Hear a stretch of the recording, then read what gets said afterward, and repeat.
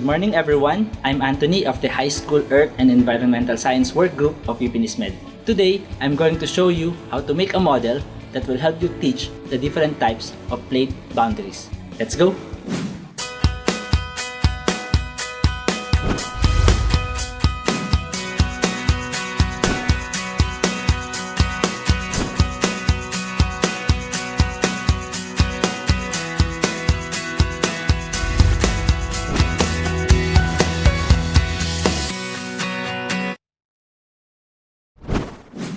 "335 million years ago, all the continents were joined together to form a single landmass. This supercontinent is called the Pangaea, which means all, entire, or whole. This landmass was broken into several segments called plates, and these moved to their present location that we know today.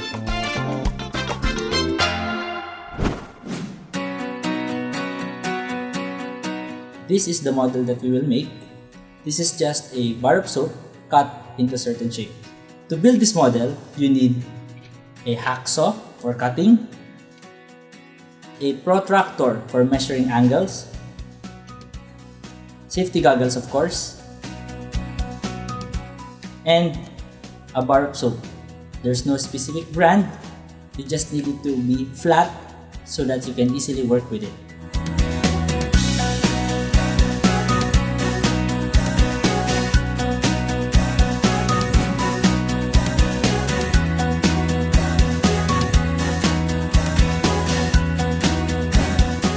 First, we need to clearly mark the lines where we plan to cut the soap. Use your protractor to measure the angles. It has to be around 80 degrees. You may change this angle and find the correct stiffness that will work with the bar of soap that you're using. Press the hacksaw onto the first bar to impress a dent that will serve as a guide. Do this twice since we need to make 2 cuts. This is what we want to make. We need to make 2 cuts here and here. Very slowly, use the hacksaw to make the first cut on the first bar soap. This might take about 10 minutes. Do not hurry, take your time. We want clean and precise cuts. We do not want to damage the soap bar.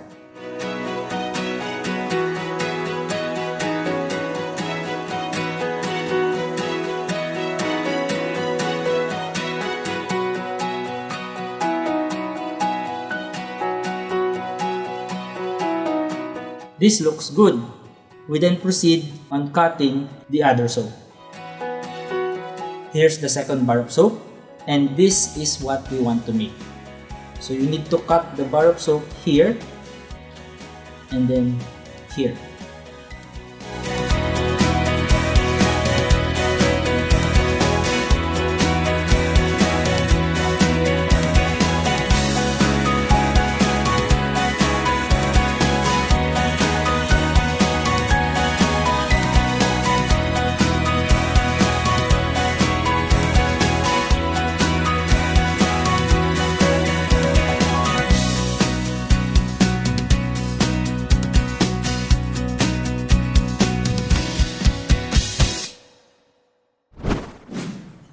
Let's see how these models work.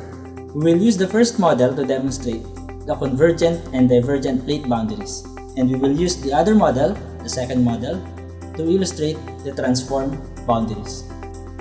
To use this bar, first, place the pieces on a table in this manner. Hold the 2 outer pieces with each of your hand, and then lift it up. If I move the outer pieces away from each other, what do you think will happen to the centerpiece? So these are the outer pieces, and this is the centerpiece.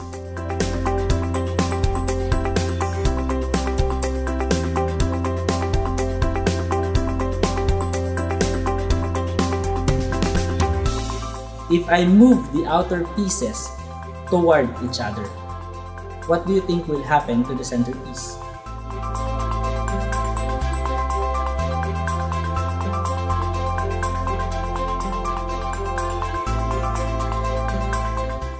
As you pull the outer pieces apart, the centerpiece move down. As you push the outer pieces towards each other, the centerpiece move up. Pulling the outer pieces apart causes the central piece to move down. It demonstrates what happens in a divergent plate boundary. Pushing the outer pieces toward each other causes the central piece to move up. It demonstrates what happens in a convergent plate boundary. Using the second bar of soap, we will model the transform plate boundary, in which two plates do not move together or apart from each other.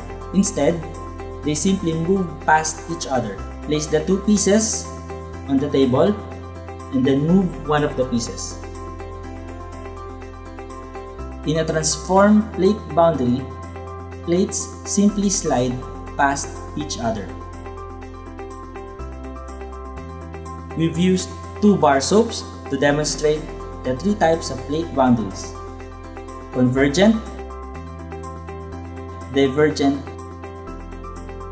and transform. Let us now apply this concept to identify the type of boundary based on plate movements. Here's a map showing the various plates and the various movement of plates. Can you identify the convergent plate boundaries? The transform boundaries? How about the divergent boundaries? This region, where plates move toward each other, is a convergent plate boundary. This region here, where plates move apart, is a divergent plate boundary.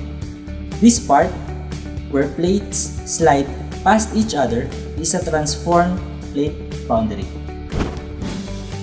Can you guess the movement of plates in Pangea? We hope you find this video helpful in preparing materials for your class. For other improvised materials used to illustrate the different types of plate boundaries, such as the sand model and the clay model, please watch our other videos about this topic. Thank you and see you again.